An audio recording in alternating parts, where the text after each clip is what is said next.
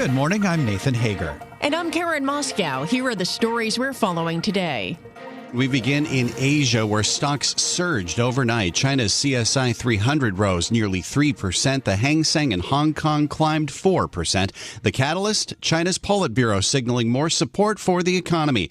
Bloomberg Daybreak Asia anchor Brian Curtis has more from Hong Kong. Policymakers are admitting that the recovery has sputtered because of weak confidence.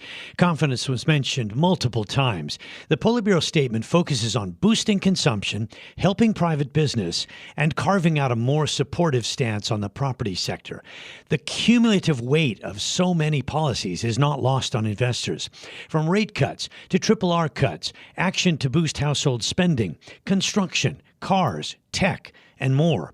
But the key now will be the actual measures to implement the broader policy. That's still to come. In Hong Kong, Brian Curtis, Bloomberg Daybreak. All right, Brian, thanks. Well, markets are applauding the stimulus from China. Now the question is, when we'll see these measures take effect? For that, we turn to Bloomberg China economy editor Jill DeSantis. I would expect that you're going to start seeing this over the course of the next few weeks and months. Remember, this is a mid-year review meeting. This is the Politburo meeting every year where they traditionally set the course for economic agenda, not just for, the next month, but for the next 6 months. So I think that, what that means from what we've been hearing from economists is maybe you see some cuts in policy interest rates toward the end of the year. And Bloomberg's Jill DeSantis says the offshore yuan is stronger following the news. It's currently trading at around 7.14 per dollar. Well, back here in the U.S., Karen, we're laser focused on earnings today. Nearly 3 dozen companies in the S&P 500 will be reporting, including Microsoft and Google. We get more on the outlook for Microsoft from Bloomberg's Tom Busby. Despite its $30 billion investment in artificial intelligence pioneer OpenAI, sales growth at Microsoft is expected to remain below 10% for last quarter amid weakening demand for its cloud computing services after years of runaway growth. Still, analysts expect to see adjusted earnings of $2.55 a share. That would be a 14% jump over the same period a year ago, and revenues of $55.5 billion. Tom Busby, Bloomberg Daybreak. All right, Tom, thanks. Well, while we wait for Microsoft's earnings, the corporate world remains abuzz over Elon Musk's decision to say bye-bye Birdie. As Bloomberg's John Tucker reports, the new rebranding of Twitter could cost the company billions. Analysts and brand agencies tell Bloomberg Elon Musk's move to turn Twitter into X wiped out anywhere between $4 billion and $20 billion in brand value. To call it a mistake, they say, is an understatement. Alan Adamson, the co-founder of the marketing and brand consulting group Metaforce, calls the move completely irrational from a business and brand point of view. In the way of an explanation, Musk tweeted or X'd yesterday that the move is not simply a company renaming itself, it's remaking the business into a broad platform for communications and financial transactions. In New York, I'm John Tucker, Bloomberg Daybreak. Thanks, John. Outside of earnings, it's all about the Fed this week. We are 1 day away from the central bank's next policy decision when it is expected to hike rates by another 0.25%. Higher rates mean bigger earnings for banks like Citigroup. We spoke with Citigroup Institutional Clients Group CEO Paco Ibarra. Rates is a positive part of the story because we have to remember that we've had many years with zero rates, with rates almost dead, very little uncertainty about what rates we're going to do. And we have now a comeback of the rates business. Well, that's the good news for big banks. On the flip side, Citigroup's Paco Ibarra says new capital requirements that regulators will propose this week could hinder the bank's ability to trade certain products.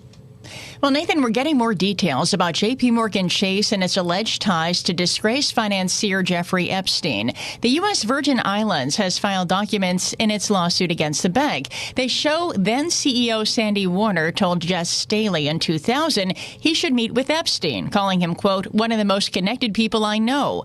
The Virgin Islands is seeking at least $190 million from JPMorgan in its lawsuit, accusing the bank of enabling Epstein's sex trafficking. The bank argues the Virgin Islands turned a blind eye on his crimes and organized visas for his victims. Well, Karen, another top name in finance is facing pressure from Capitol Hill over his ties to Epstein. Leon Black of Apollo Global Management is under investigation at the Senate Finance Committee. It's over $158 million in payments to Epstein for advice on estate planning, taxes, and running his family office.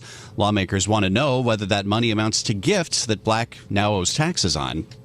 And politics this morning, Nathan, there's word of another shakeup in the presidential campaign of Ron DeSantis. Sources tell Bloomberg the Florida governor is making a change in leadership. After pressure from donors and supporters, DeSantis is elevating digital director Ethan Elion to deputy campaign manager.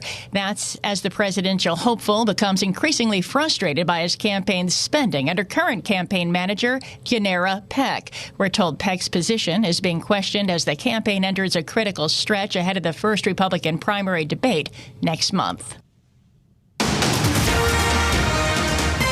Time now to take a look at some of the other stories making news in New York and around the world with Bloomberg's Michael Barr. Good morning, Michael. Good morning, Nathan. We're learning more about the case of suspected Long Island serial killer Rex Heuermann.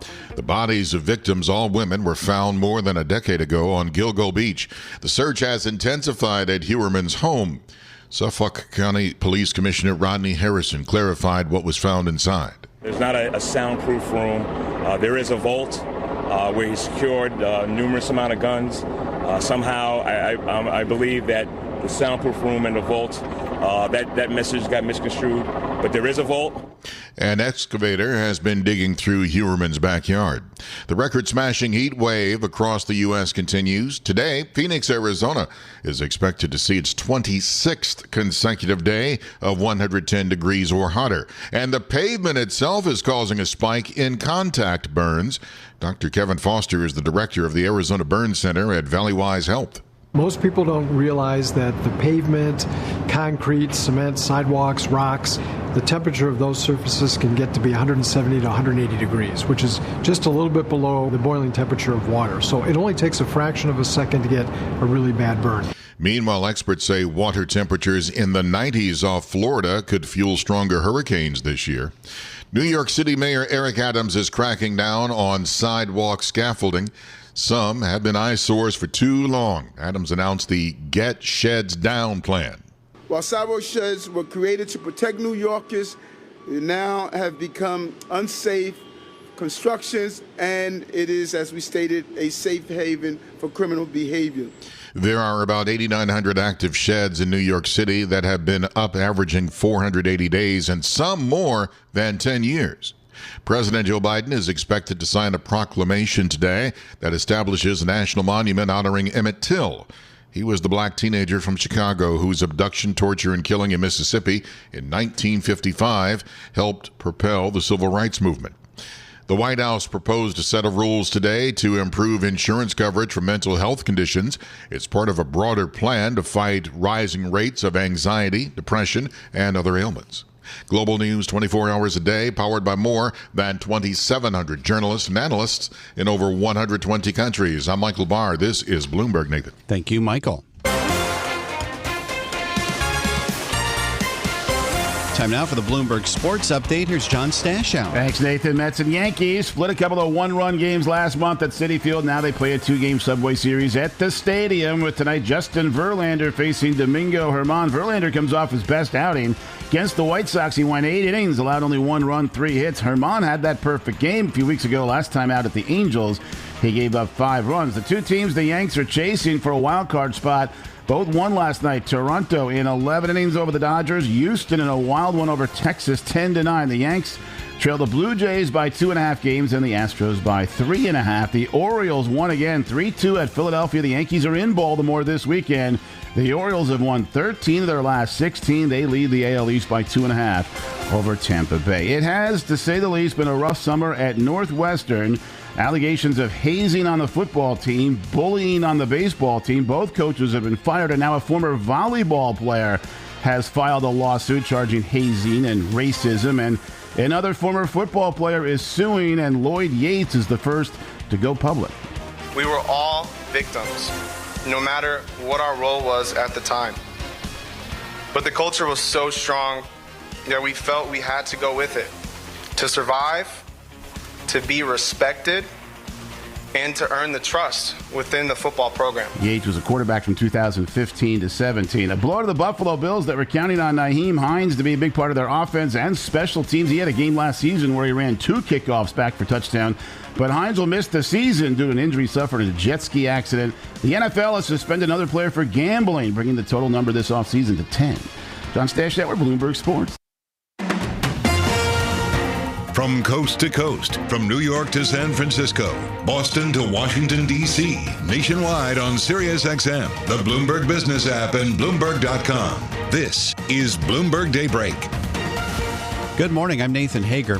What's next for the U.S. property sector? Starwood Capital Group Chairman Barry Sternlicht says between work from home, low mortgage rates, and other post-pandemic phenomena, there is a lot of uncertainty and distress. Sternlicht sat down on the latest episode of Bloomberg Wealth with David Rubenstein for an extended conversation on the path ahead for U.S. real estate. Let's listen into part of that conversation.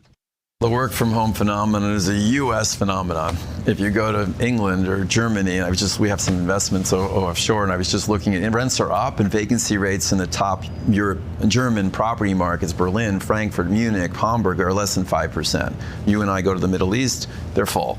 We have offices in Asia, they're full. In the U.S., you have two markets. You have the really nice buildings that are ESG compliant, that are lovely, like the one we're sitting in. This place is buzzing, and they're back. Like, it is a fun place to be. And if you're in a building with lots of cubicles and it's dark and there's no life and love, so nice buildings, even in a city as currently destitute as San Francisco from an office market perspective, the best buildings are still leased. And so you're going to see a bifurcation of the market in office. The nice buildings will stay rented, and my guess is at pretty good rates. And the B and C stuff is going to be maybe fields of grain or something. It'll be very pretty. We'll have all these little mid-block parks in New York City because there won't be anything else to do with those buildings. And nobody will carry them because there's no hope. Some of the cities that have issues on commuting, like New York or LA downtown, San Francisco, the CBD, that are difficult to commute to, that's where the pressure's so hard from workers saying, I don't want to drive into the city an hour and a half and drive home an hour and a half every day. But I also think a nice little recession will clear this, and you'll see people come back to the office. And I was in your town, take the Amazon HQ2, they're expecting people in those offices 4 days a week come the fall. So the other thing about office, David, is AI. AI is going to hit a couple of these industries that have been big users of office space. You think artificial intelligence is obviously coming, but what industries do you think will be most affected? Legal is probably the number one industry that could be disrupted by AI. You can search every precedent in the history of mankind with a machine. You don't need a paralegal to do that anymore, and they'll write the brief for you. So the legal profession is probably target one. Not far behind is advertising, when the machine is going to update advertising and keep bombarding you with more and more ads, with more and more offers until you take one. Humans won't be there. They'll be maybe guiding it, but it'll change advertising. It's another big user of space. Finance. You tell me, there's buttons now on your computer, they'll be running a lot of the stuff for you. It could fundamentally shake up permanent demand for office. Now, sometimes people are saying that the best investment opportunity now is distressed real estate debt, but you think it's too early for that? They're just beginning to, we were going to give back an office building, and they said, well, not so fast. If you want to, we'll restructure the loan, and we'll cut the loan in half, and you put the money in here, and we'll take this as a junior note because the banks don't want the assets back. And why don't they want them back? Because they think it's going to go down even further? Yeah, because they got to carry them. They're not set up to carry these assets, right? And they got to go hire someone. They got to go the leasing themselves. It's not their business. They'd rather have a GP like your old firm Carlyle or Starwood or Blackstone hold on to the asset and try to work it out. So a lot of fortunes were made in the real estate world in 07, 08 when people bought distressed real estate, and all in the late 80s too, yep, when the RTC was here. So do you see funds being formed to buy these assets, but you think they won't be available for a year or two? Right now you have an unusual situation in the real estate markets because everyone's sort of looking at the yield curve and it says rates will be lower later. Everyone says, survive till 25. Hold on to your assets, sell. So transaction volumes have plummeted. Unless you have to sell something today, nobody wants to sell anything today. They think tomorrow will be rosier. For the most part, everybody's pushing any sales back, and I think transaction values in apartments are down 60%, industrial down 70%. It's a very dry, there's no IPOs and there's no sales. In housing, do you see a recession there because prices are going to come down at some point, or you don't see a recession in housing? The housing market's had a very unusual situation where Powell's increase in rates has diminished supply, and I'm not sure we've ever had a situation where so many people have locked in their mortgage costs. So right now people are sticking in their house, which has diminished the supply of homes for sale. I wonder when rates come down, homes will be sold. Like people will start because the mortgage will no longer be a reason to hold on to the house. And whether that will offset will probably be an increase in supply as the builders resume a more normal cycle. So maybe the housing market just stagnates for a while, but over time it's headed up. This is Bloomberg Daybreak Today, your morning brief on the stories making news from Wall Street to Washington and beyond. Look for us on your podcast feed at 6 a.m. Eastern each morning on Apple, Spotify, and anywhere else you get your podcasts. You can also listen live each morning starting at 5 a.m. Wall Street time on Bloomberg 1130 in New York, Bloomberg 99.1 in Washington, Bloomberg 106.1 in Boston, and Bloomberg 960 in San Francisco. Our flagship New York station is also available on your Amazon Alexa devices. Just say, Alexa, play Bloomberg 1130.